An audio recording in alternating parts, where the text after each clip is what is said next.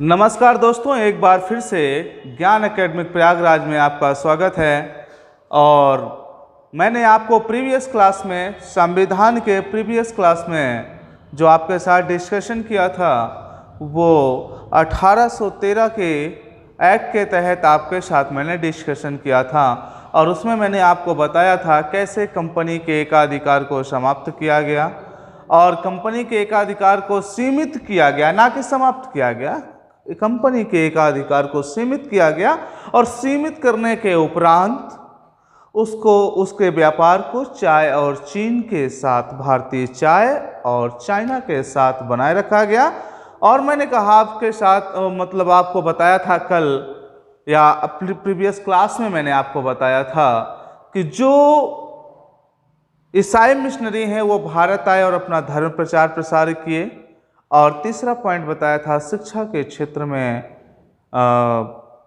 Investment पहली बार किया गया। उसी के आगे मैं कंटिन्यू करते हुए अब मैं सन 1833 के चार्टर के विषय में बात करूंगा। सन 1833 का चार्टर एक्ट। सन 1813 का चार्टर एक्ट, इस पर आपके साथ मैं डिस्कशन करूंगा। और आप लोग ध्यान देंगे कि इस समय तक कंपनी का जो साम्राज्य था या कंपनी के साम्राज्य के जो विकास की दर थी वो काफ़ी तेज थी। कंपनी के विकास का दर काफ़ी तेज था और वो कंपनी काफ़ी तेज़ी के साथ विकास कर रही थी। मतलब कह सकते हैं कंपनी के विकास की दर में काफ़ी वृद्धि हुई। खास करके ये जो वृद्धि देखने को मिलती है वो शासन के रूप में और राजनीति के रूप में। शासन के रूप में और राजनीति के रूप में कंपनी के विकास में काफ़ी वृद्धि देखने को मिली।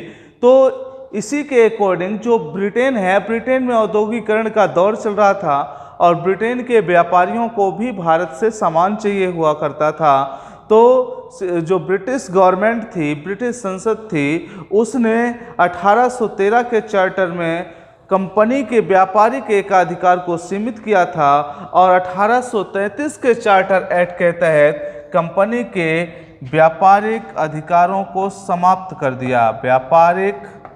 कंपनी के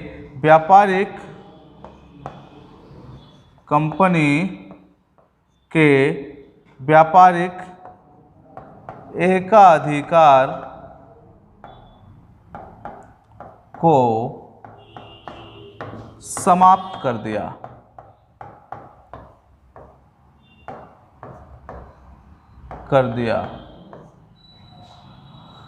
व्यापारिक एकाधिकार को समाप्त कर दिया।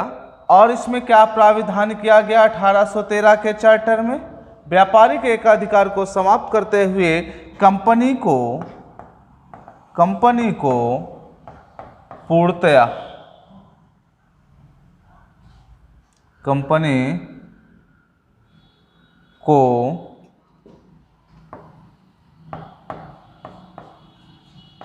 पूर्णतः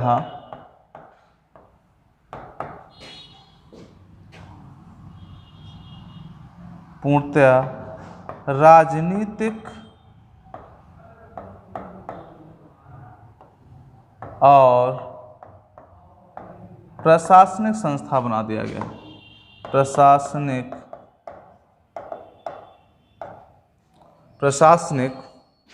संस्था बना दिया गया।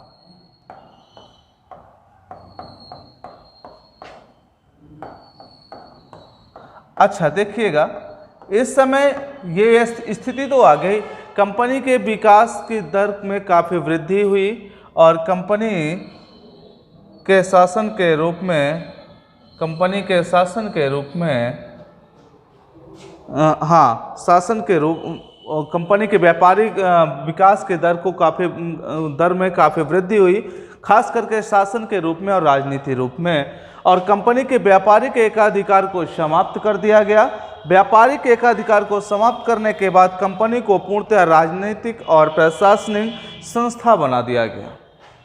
और जब ये कंडीशंस आए तब कंपनी को भी कोई समस्या नहीं थी। यहाँ से कंपनी को भी ऐसा कुछ नहीं लग रहा था कि नहीं ये मेरे साथ हो रहा है और ये गलत हो रहा है। कंपनी को भी लग रहा था कि मेरे पास इतना राजस्व का कलेक्शन आ रहा है तो मुझे अब व्यापार करने की कोई आवश्यकता नहीं है। भाई मेरे पास इतना राजस्व एकत्रित हो रहा है तो अब मुझे व्यापार करने की क्या आवश्यकता है। लेकिन ब्रिटिश क्राउन के इसके पीछे की मंशा उनको समझ में नहीं आ रही है, क्योंकि जैसे 1813 का चार्टर आया था, 1813 के चार्टर के बाद ब्रिटिश गवर्नमेंट के द्वारा उसमें सुधार हेतु 3 बार मतलब कह सकते हैं अधिनियम भेजे गए या कानून भेजे गए 3 वर्षों में। एक तो 1814 में भेजा गया, दूसरा 1823 में भेजा गया, तीसरा 1829 में भेजा गया। 3 बार 3 अधिनियम छोटे छोटे भेजे गए ताकि कंपनी में और ज़्यादा सुधार किया जाए, उसके प्रशासनिक और राजनीतिक सुधारों को देखते हुए। लेकिन यह संभव नहीं हो पाया और उधर 20 वर्षों का जो कार्य टाइम होता था, भाई 20-20 वर्षों, 1793 के चार्टर के तहत कहा गया था कि अब आगे से 20-20 वर्षों के अंतराल में ही आपका जो चार्टर एक्ट होगा वो लाया जाएगा।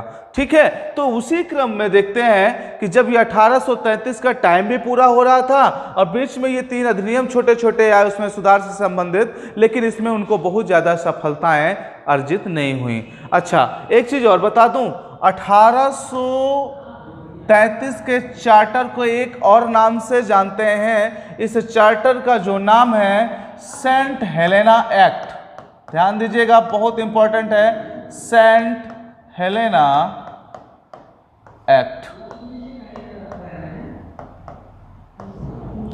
इसे सेंट हेलेना एक्ट के नाम से भी जाना जाता है।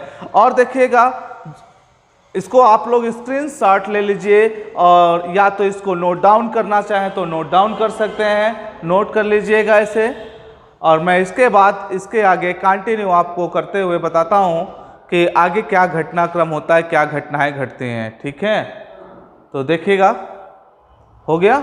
चलिए अब आगे बात करता हूं मैं कि जो ये कंपनी का चार्टर आया 1833 का, ये और क्यों महत्वपूर्ण हो जाता है।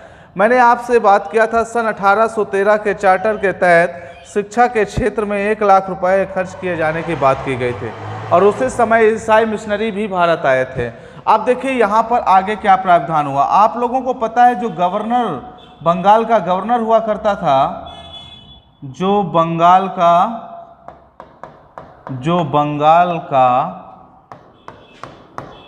गवर्नर हुआ करता था,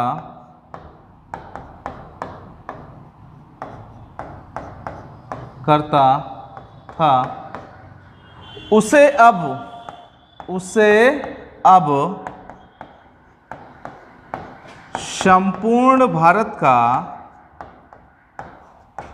संपूर्ण भारत का गवर्नर जनरल बना दिया गया।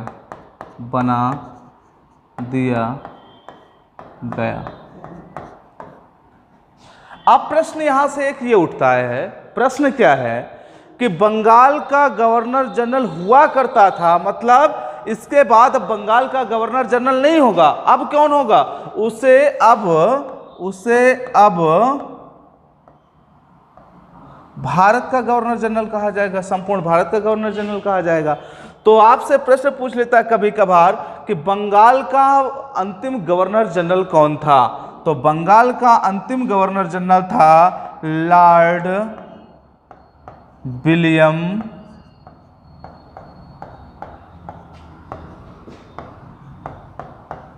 बेंटिंक। Lord William Bentinck. ठीक है, और अगर यही प्रश्न आपसे दूसरे तरीके से पूछ ले, पहला तो पूछेगा बंगाल का अंतिम गवर्नर जनरल कौन था, तो लॉर्ड विलियम बेंटिंक। और पूछ ले भारत का प्रथम गवर्नर जनरल कौन था, तो ये भारत का प्रथम गवर्नर जनरल भी है, भारत का प्रथम गवर्नर जनरल। और आप लोगों को याद होगा कि सन पिट्स इंडिया एक्ट के तहत गवर्नर जनरल की परिषद में जो सदस्यों की संख्या थी वो 4 से घटाकर 3 कर दिया गया था। तो आज तक वो कंटिन्यू चलता आ रहा है, 3 सदस्य ही गवर्नर जनरल की परिषद में थे। तो यहां पर एक और सदस्य की वृद्धि करते हुए गवर्नर जनरल की परिषद में गवर्नर जनरल की परिषद में एक सदस्य की वृद्धि की गई। और वह सदस्य कौन था, वह सदस्य कौन था, वो कैसा सदस्य होगा, वो विधि विशेषज्ञ होगा। कैसा होगा, विधि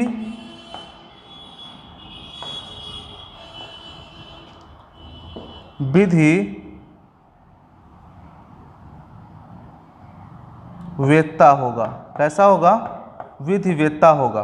और इस पद पर जो पहले नियुक्ति हुई, इस पद पर पहली नियुक्ति पाने वाला व्यक्ति कौन था, वह था लॉर्ड मैकाले। कौन था, लॉर्ड मैकाले। आपसे प्रश्न पूछा जाता है ये भी कि बताएं गवर्नर जनरल की परिषद में सन 1813 के चार्टर एक्ट के तहत गवर्नर जनरल की परिषद में एक और व्यक्ति को जोड़ा गया, वो किसमें का जानकार था, कानून का जानकार, समाज का जानकार। इस तरह से 4 आपके साथ ऑप्शन होंगे, तो आपको याद होना चाहिए वो कैसा जानकार था, विधि वेत्ता था। और इस पद पर नियुक्त होने वाला पहला व्यक्ति कौन था, लॉर्ड मैकाले था। ठीक है, और यहां से जब अब स्थितियां देखिएगा, जब यहां संपूर्ण भारत का गवर्नर जनरल बन गया लॉर्ड विलियम बेंटिंक, जो लॉर्ड विलियम बेंटिंक है ये संपूर्ण भारत का गवर्नर जनरल बन गया, तो निश्चित रूप से मान लीजिएगा आप लोग कि जब संपूर्ण भारत का गवर्नर जनरल एक ही होगा तो कानून भी एक ही जगह से बनेगा। विधि कहाँ बनेगा, विधि कहाँ से बनेगा, जो कानून है वो कहाँ से, कौन बनाएगा, कानून बनाएगा गवर्नर जनरल की परिषद, और गवर्नर एक ही जगह से बनेंगे क्योंकि संपूर्ण भारत का भी हो गया। अभी तक तो बंगाल का था, जब बंगाल का था तो मद्रास और मुंबई को अपना कानून बनाने का स्वतः अधिकार दिया गया था वहां के गवर्नरों को। तो अब देखिए जब कानून बनाने का अधिकार अब संपूर्ण भारत के गवर्नर जनरल को मिल गया, लॉर्ड विलियम बेंटिंक साहब को मिल गया, तो जो बंबई और मद्रास, बंबई और मद्रास, बंबई और मद्रास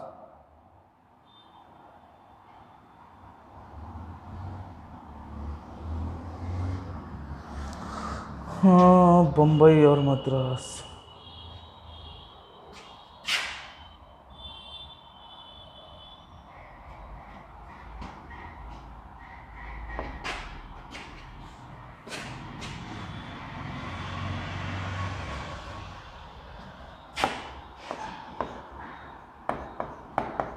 बंबई और मद्रास को जो स्वतंत्रता थी अपना खुद का कानून बनाने का, अब वह स्वतंत्रता इसकी खत्म हो गई, क्योंकि अब जो बंगाल का गवर्नर था वो बंगाल का गवर्नर नहीं रहा, वो तो अब संपूर्ण भारत का गवर्नर हो गया। अब भैया ऐसे तो आप समझिए चीजों को ना, अब यहां पर केंद्रीकरण हो गया चीजों का।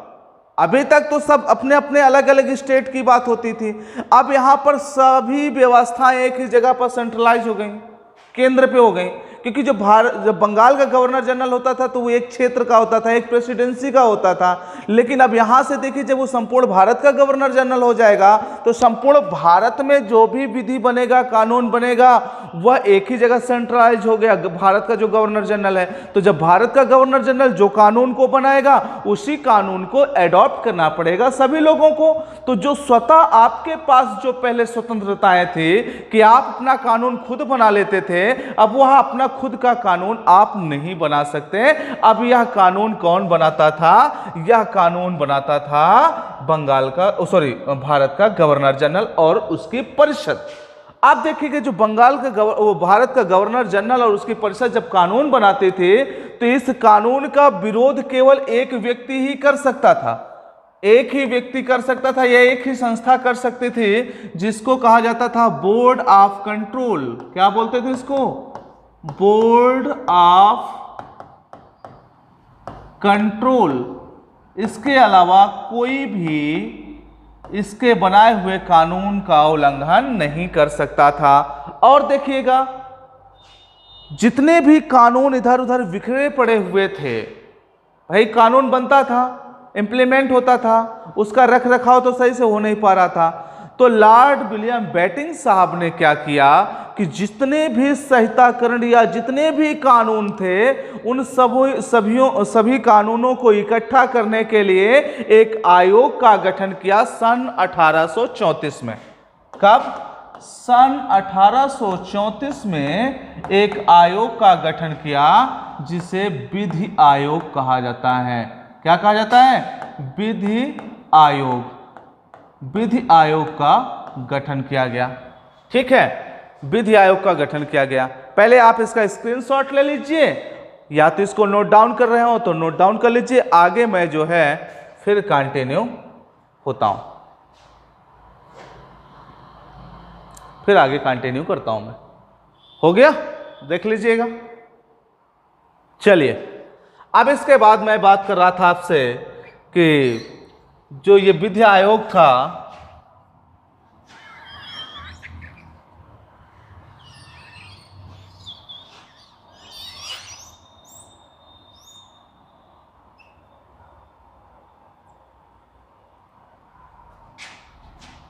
जो ये विधि आयोग है, विधि आयोग के अध्यक्ष कौन थे? यहां पे लॉर्ड मैकाले।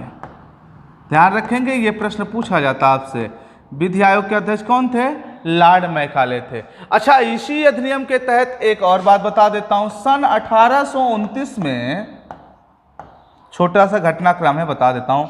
सन 1829 में राजा राम मोहन राय, नाम तो सुने होंगे महापुरुष का, ये महापुरुष हैं हमारे देश के। इन्होंने एक, कहा जाए तो भारत के पुनर्जागरण के अग्रदूत के नाम से इनको जाना जाता है, क्योंकि भारत में जितनी बुराइयां थी, इतनी सारी बुराइयां थी, उन सामाजिक बुराइयों को दूर करने में इनका अभूतपूर्व योगदान है राजा राम मोहन राय का। राम मोहन राय। चलिए, एक प्रश्न है आप लोगों से, इसका आप आंसर मुझे कमेंट बॉक्स में दीजिएगा।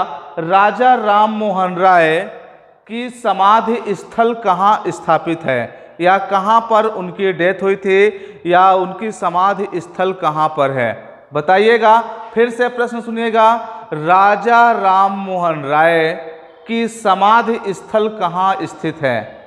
ठीक है, चलिए अब देखिए, राजा राम मोहन राय की बात करते हैं। राजा राम मोहन राय ने अपने समाज में देखा, अपने समाज में इन्होंने देखा कि हमारे समाज में कोई भी महिला है, उसका पति अगर एक्सपायर हो जाता है, तो पति के एक्सपायर होने के बाद महिला की बिना अनुमति के भी, अगर स्वतः होता या स्वच्छंदता से होता तो कोई बात नहीं थी भाई। अगर महिला खुद चाहती है कि मैं अपने पति के साथ सती हो जाऊं, तो उसमें समाज की कोई बुराई नहीं है।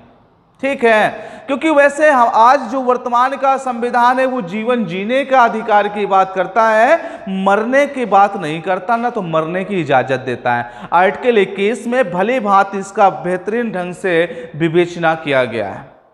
इसलिए मैंने आपसे कहा कि हमारे देश के संविधान में जो ये भाई संविधान तो स्वतंत्रता के बाद बना ना, उसके पहले तो परंपराओं पे देश चलता था, रूढ़िवादिता पे देश चलता था, धर्म गुरुओं के बल पे देश चलता था, समाज के कुछ कट्टरपंथियों के बल पे देश चलता था। तो वही समस्या थी कि राजा राम मोहन राय जी के द्वारा जब यहां पर इसका विरोध किया गया तो इसके विरोध में भी काफी लोग आए थे कि हमारी सामाजिक परंपराओं को आप तोड़ रहे हैं, आप इसको ऐसे नहीं कर सकते, और सती होना हमारे समाज का एक अभिन्न अंग है। अरे भैया, कोई स्वतः सती हो रही हो तो हो जाए, उसमें कोई बुराई नहीं, लेकिन कोई महिला नहीं मरना चाहती फिर भी उसको जबरदस्ती ले जा करके चिता में बैठा दिया जाता था पति के साथ, और उसको जिंदा जला दिया जाता था। तो इस क्रूरता से दुखित होकर राजा राम मोहन राय, इनके पारिवारिक कुछ घटना घटी थी, उसको मैं इतिहास के क्रम में बात करेंगे आपसे,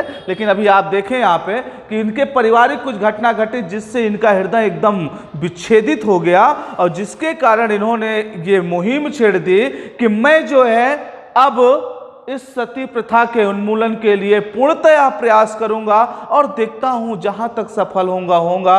तो फिर इन्होंने क्या किया, इस सती प्रथा उन्मूलन के लिए इन्होंने एक लेटर लिखा। वह लेटर लिखा लॉर्ड विलियम बेटिंक, जो वर्तमान बंगाल के गवर्नर जनरल थे। लॉर्ड विलियम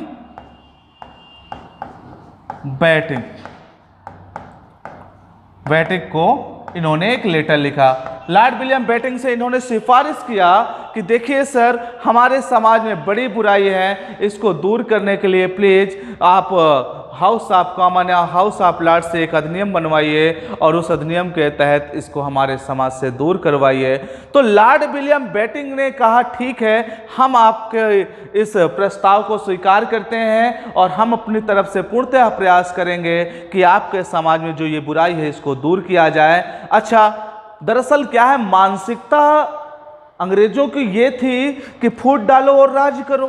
तो यहां पर भी उनको कुछ ना कुछ उनका लाभ दिख रहा था। उनको लाभ क्या दिख रहा था मालूम है? उनको लाभ ये दिख रहा था यहां से कि भारतीय परंपराओं और रूढ़िवादियों के अकॉर्डिंग जीते हैं, और अगर उनकी परंपराओं पर हम कुठाराघात करेंगे, सती प्रथा का उन्मूलन करेंगे, तो उससे क्या होगा कि इन्हीं का समाज दो टुकड़ों में बट जाएगा।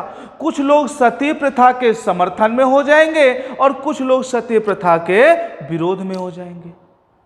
तो उनका ये भी एक नेचर दिख रहा था अंग्रेजों का। उन्होंने एक्सेप्ट किया और लॉर्ड विलियम बेटिंक साहब ने ये इस बात को ब्रिटिश कहा जाए तो हाउस ऑफ कॉमन के सामने रखा और वहां पे ये पारित हुआ और सती प्रथा का उन्मूलन हुआ। यह भी काफी महत्वपूर्ण है। और इसी समय एक और दास प्रथा उन्मूलन से संबंधित दास प्रथा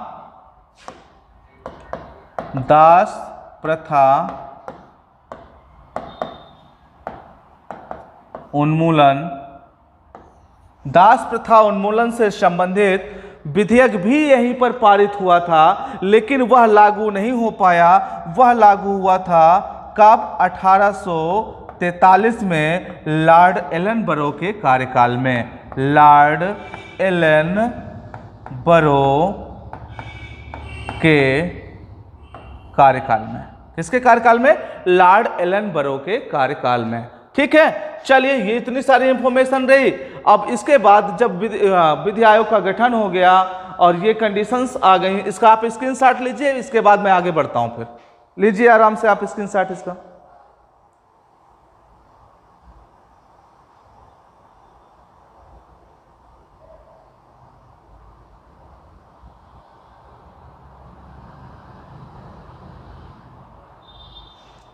हो जाए तो बताइए।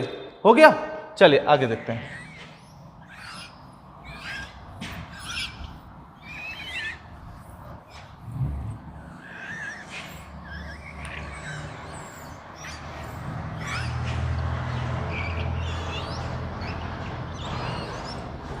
चलिए अब बात करते हैं हम इसी के आगे कंटिन्यू करते हुए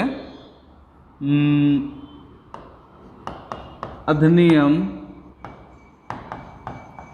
की धारा 87। किस अधिनियम की?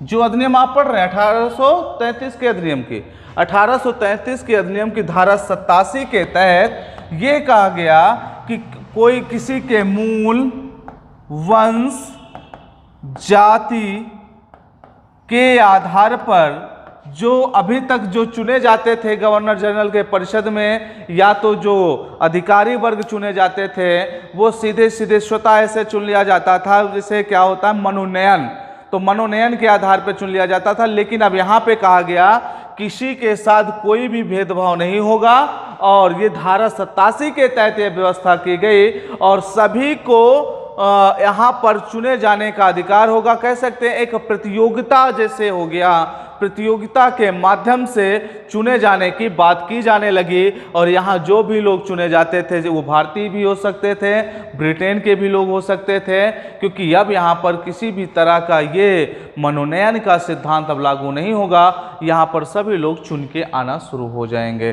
तो ये कहा गया अधिनियम की धारा 87 के तहत कि मूल, वंश, जाति इनके आधार पर किसी भी तरह का कोई भी भेद नहीं होगा।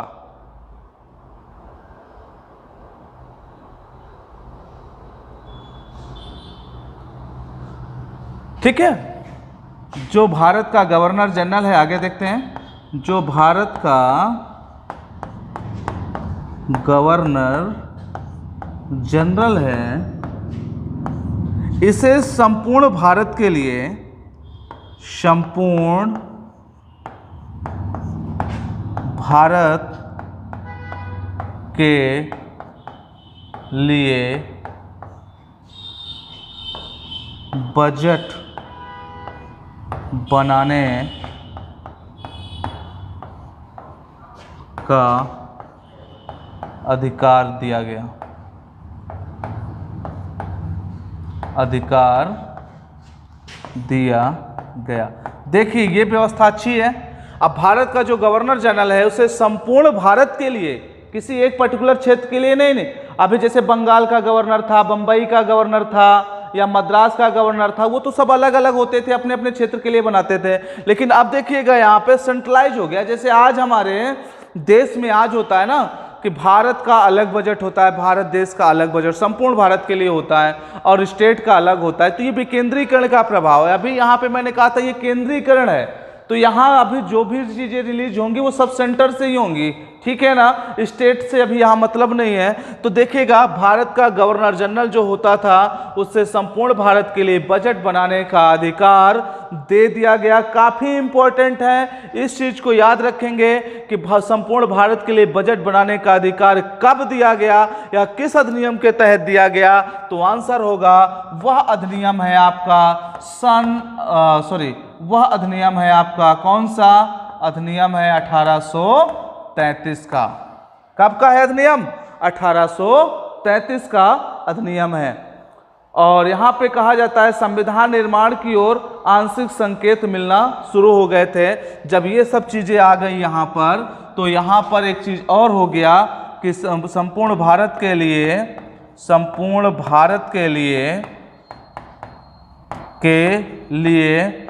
संविधान बनने की आंशिक झलक दिखाई देती है।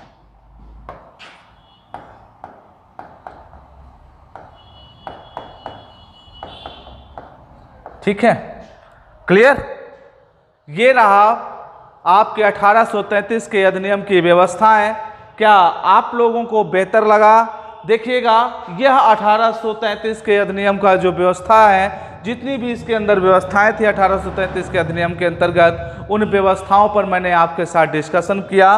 और एक चीज़ और ध्यान देंगे, चाहे आप सिविल प्रिपरेशन कर रहे हों, चाहे आप वनडे एग्जाम की प्रिपरेशन कर रहे हों, अदरवाइज आप किसी भी एग्जाम की प्रिपरेशन कर रहे हों, आपके लिए हर एक एग्जाम के लिए ये जो मैटर दिया जा रहा है आपको ये हेल्पफुल होगा, ये चीज़ आप मान लीजिएगा। इसीलिए मैं आपसे कहता हूँ हो सके तो आप लोग इसकी नोट्स बनाते चलिएगा या स्क्रीनशॉट लेकर के बाद में नोट्स बनाइएगा।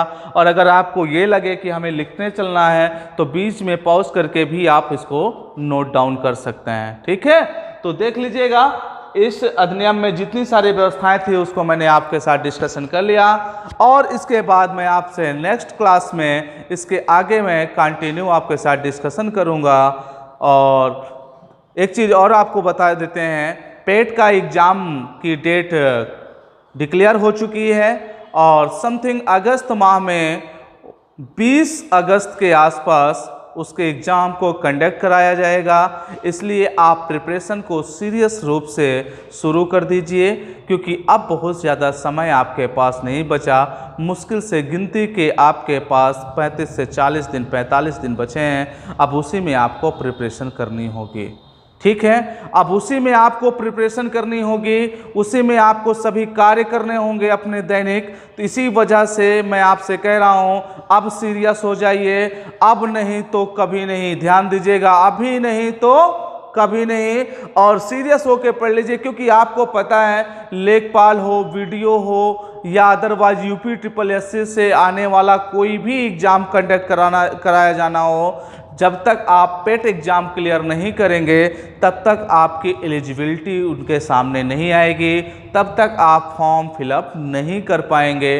इस वजह से आप लोग सीरियस होकर मेहनत करके इस एग्ज़ाम को क्लियर करें, और इसी के साथ मेरी आपके साथ शुभकामनाएं भी हैं। और ध्यान दीजिएगा कि मैंने फिर से वही पुरानी बात मैं आपसे दोहराऊंगा कि मेरे साथ लग के मेहनत करें, और मैं आपके साथ मेहनत करता हूं। यहां पे कुछ लगता नहीं है। पहली बात तो ये देखिए, ये फ्री सेवा है, एकदम मुफ्त सेवा है, कोई इसमें चार्जेज नहीं है। सिर्फ और सिर्फ आपको अपना टाइम हमें देना होगा। हमें क्या, अपने ज़िंदगी के लिए देना होगा टाइम। आप अपने ज़िंदगी के लिए टाइम निकालिए। हाँ भाई, अगर लाइफ में जो आज के 2 साल 3 साल आप मेहनत कर रहे हैं या इस वर्ष मेहनत कर रहे हैं, अगर ठीक से अच्छे से मेहनत सीरियस होके कर लेंगे तो आने वाला जो आपके 25 साल 30 साल 40 साल का टाइम होगा उस पर आप भारी पड़ेंगे। अगर आज आपने एंजॉय किया तो आने वाले 40 साल आप पर भारी पड़ेंगे। इस बात को मेरे ध्यान दीजिएगा। इसी के साथ आज की क्लास को यहीं पे समाप्त करते हैं। जय हिंद।